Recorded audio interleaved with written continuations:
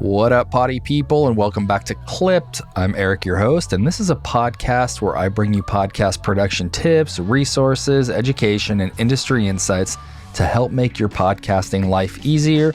On this show, I'm teaching you how to start, grow, and monetize your podcast. And today, I'm diving into a topic that has worked really well for me, and I think it's a strategy that you could start to incorporate more of into your podcast production, and that's solo episodes, or solo casts, as we call them in the podcast world. Maybe you already have a show, but you tend to do a lot of interviews. I'm going to talk about why it's so beneficial to hit record, just you and the mic and possibly the camera, and to let it rip. So I'm going to be covering the top 5 reasons why you should start recording solo podcasts or recording more solo podcasts. And I think it's just going to help benefit your brand, your business, and your show.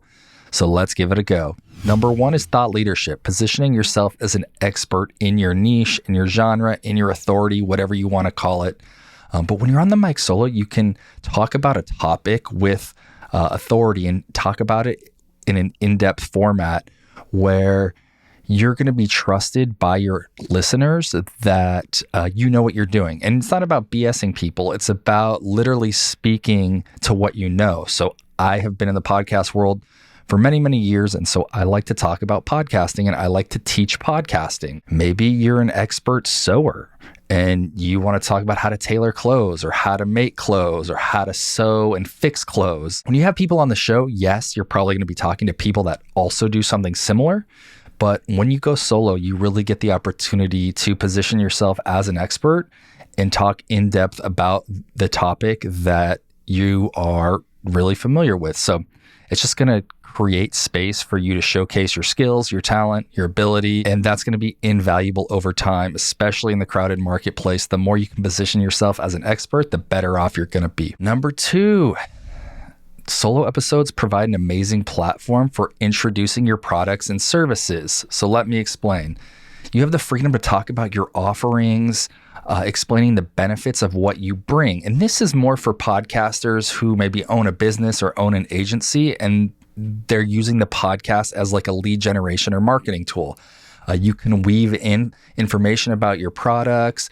You can talk organically about your business without feeling salesy, and you can kind of weave that in strategically and letting your listeners know what you have to sell. Because the more that you build that authority, like step 1, and then you start to weave in your offerings and how you can help people and benefit you, they're going to be more apt to buy what you're selling. And it's the perfect opportunity to address questions about your business, discuss new products or launches, or give insight or tips. Perhaps you have like a membership plan. That's where you can talk about it on your podcast. Maybe you offer coaching.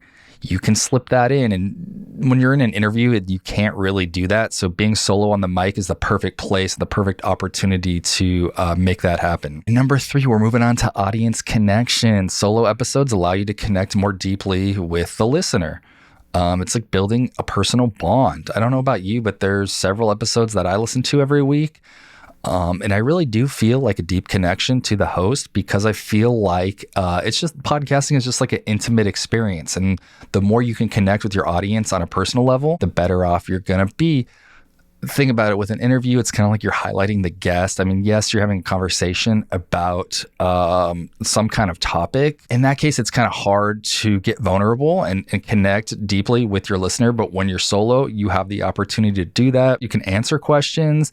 You can share things about your personal life or behind the scenes insights about your life or your brand or business, about the podcast itself. And it really just humanizes your brand and strengthens your audience loyalty. All right, number 4, this is kind of obvious, but it's honestly great. And it doesn't sound like it's that big of a deal, but you're going to save time on production. You don't have to book guests. There's greater flexibility with your schedule. You record when you want and when it works for you. Also, solo episodes, they don't have to be, but they tend to be shorter, so it's less to edit. And they can be even like a little bit more free flowing where they're not as edited in detail because it's kind of like a take where you're just kind of letting it rip on the mic. And so it's just a lot easier and it saves time, energy, and resources.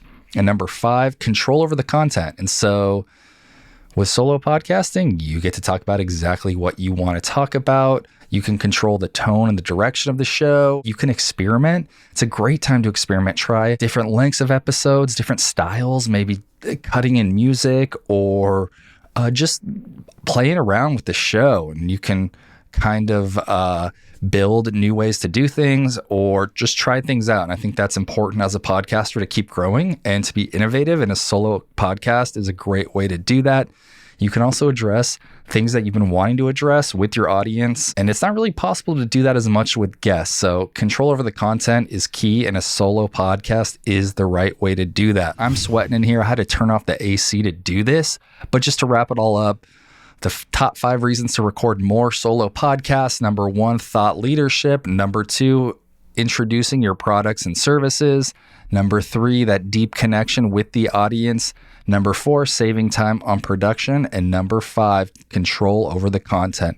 That's it for me today, guys. I hope you're convinced. I hope you try it out. I think that it's only going to help benefit your podcast in the long run.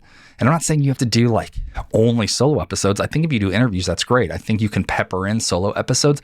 I'm of the mentality, and for my show, I probably do. I don't have the exact numbers, but like 80% solo, because I like to teach. I used to be a teacher.